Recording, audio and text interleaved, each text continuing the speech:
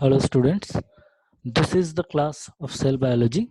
It is the basically the introduction of cells I am going to discuss here.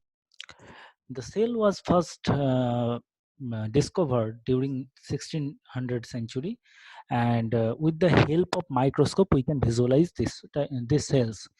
And there are several microscopes like compound microscope, stereo microscope, and electron microscope are there. And using this type of microscope we are now able to visualize the cell and study the infrastructure of the cell.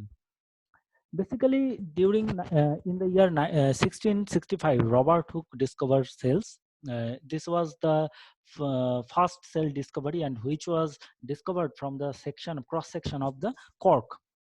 And this is the plant material. But remember one thing, that the first discovery of cell was the dead cell. And and after that, with the help of self-made microscope, the scientist Antony van Leeuwenhoek discovered the animalcules, and that means the living cells, and this was the first example of living cells discovery. After the discovery of the cells, the subcellular organelles and organization of the inside cell are discovered gradually, and those are discovered by different scientists. Like those are being discovered the sarcode, that is named today as protoplasm or the cytoplasm, such as Robert Brown discovered the nucleus. And there are so discovery. And due with the help of these discoveries, we can now classify the cells into two branches. One is the prokaryotic cell, another one is the eukaryotic cell. And the difference of these two cells are described in this slide. Basically, the eukaryotic cell contains a nucleus which is not present in the prokaryotic cell, and also the eukaryotic cell's structure and function are more complex compared to a prokaryotic cell.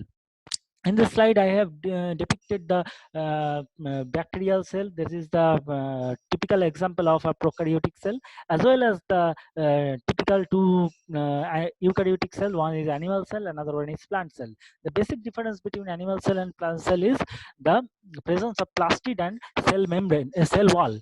The plastid is not present in the these two cell wall, and the plastid is not are not present in the animal cell. And due to this type of discovery, we can now see that these cells contains a huge number of organelles. And in the following sections I am going to discuss these organelles. The prokaryotic and eukaryotic cells are differ from their size. In our naked eye, we can easily see the chicken egg, but we cannot see the virus-like cells, the subcellular organelles, with our naked eye. For this type of visualization, we need the help of microscope. And here is the size comparisons of the cells are depicted in this slide. The cell theory was described first by Swan and Sladen, the two German scientists, who told that cells are the basic unit of life and every organism is made up of cell. With the addition, Rudolf Virchow first included another point, that every cells come from the pre-existing cells. That means cell has has the ability to reproduce. So what are the functions of the cell? Basically, cell acquires and synthesize energy with the term of ATP, and cells have the ability to synthesize proteins, and it also have the ability to reproduce. And these are the functions of the cells. The basic structure of an eukaryotic cells is consisting of the cell membrane, cytoplasm, and nucleus. Inside the cytoplasm, there are various organelles, cell organelles are present, and I am going to discuss right now. The organelles are the subcellular organization.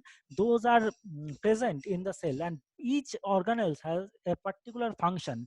With the combination of these organellar function, the cell is functioning, and this function is very much helpful for a organism to live. Basically, there are several organelles such as vacuoles, vesicles, lysosomes, centriole, and cytoskeleton, and they are used to store, clean up, and support of the cellular function. Basically, in the vesicle and vacuoles, they are the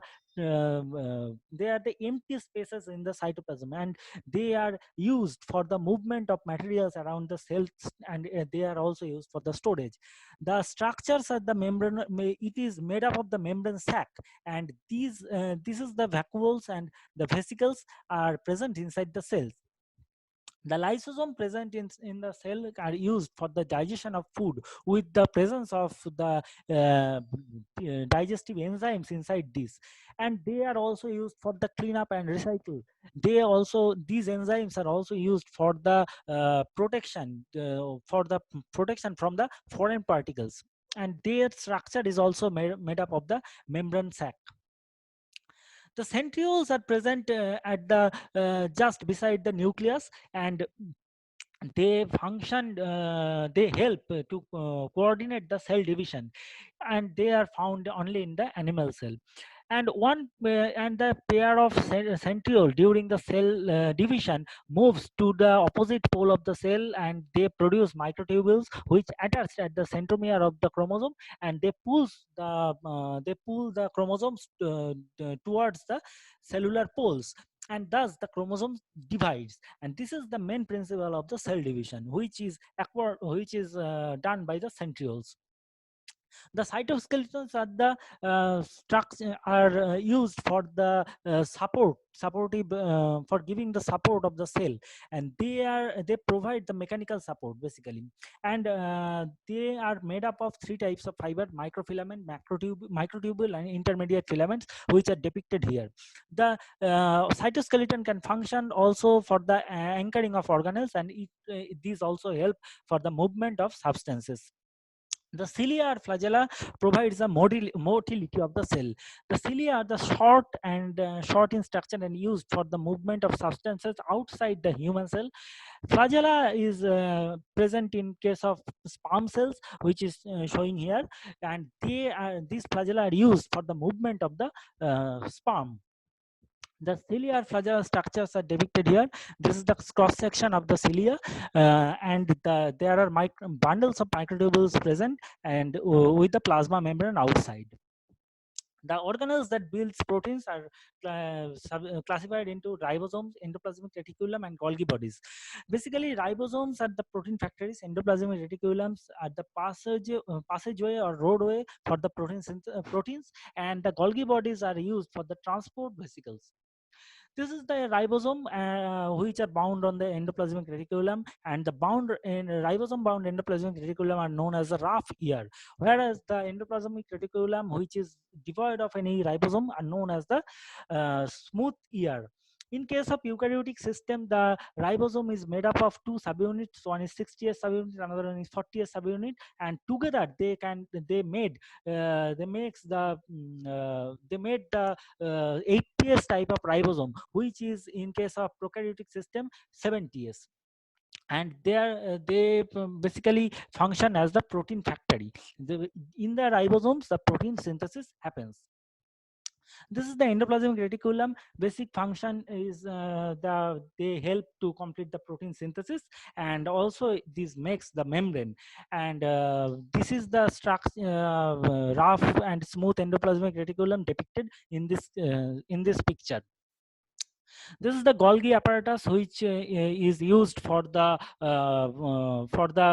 finish protein modification. And inside the Golgi apparatus, the proteins after the protein synthesis that comes, and inside the Golgi apparatus, the proteins are modified, and they moved at the workplace of the proteins, and these are also made up of the membranous sac. Chloroplast and mitochondria are two special type of organelles. Those are related to the energy production. Basically, chloroplast have the pigment which traps the solar energy and is converted into the chemical energy, and that's why they are these chloroplasts are only present in the autotrophs. And mitochondria is the powerhouse of the cells. Inside the mitochondria, the ATP or adenosine triphosphate is produced, which is very much useful for our energy. This is the mitochondria, and inside this mitochondria you can see the finger-like structure known as gistri, and inside this gistri there is the ATP synthesizing machinery is located, and in this is ATP synthesizing machinery the ATP is produced, which is help for the energy production of the cell.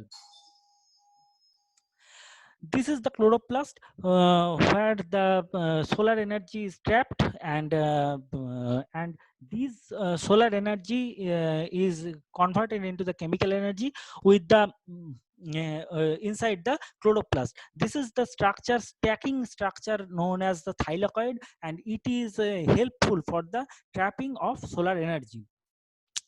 There are three types of plastid in plant cell. One is chromoplast, another one is leucoplast, and third one is chloroplast.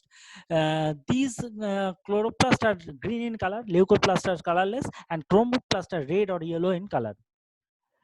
The cell boundaries are made up of cell membranes and cell walls. Cell membrane regulates the entrance and exit of substances, and they are involved in the exchange of various substances.